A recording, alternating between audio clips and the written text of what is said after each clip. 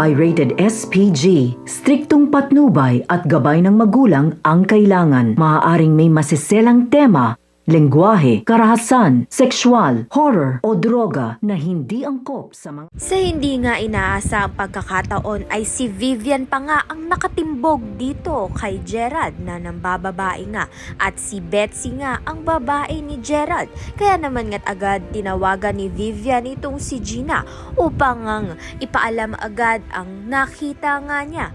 Dahil dito, nahuli na nga rin ni Gina na ito ngang si Maki ay hindi nga nagsabi ng katotohanan sa kanya. Kaya naman nga't ito ngang si Maki bilang pambawi kay Gina ay sinamahan niya nga ito upang ang sundan itong si Gerald at si Betsy.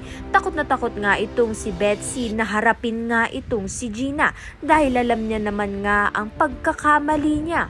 Galit na galit nga itong si Gina nang harapin niya nga itong si Betsy. Sa kabilang banda naman nga mapupurnada nga ang pang-aalis nga nito ni Vivian. Sa nanlaman nga niya na nanlalaki nga itong si Betsy at si Gerald pa nga. Kaya naman nga't upang ang maging sandalan ni Robert, andyan nga itong si Vivian. Kaya naman nga't yan at iba pa ang dapat nating pakaabangan. Maraming salamat sa iyong panonood.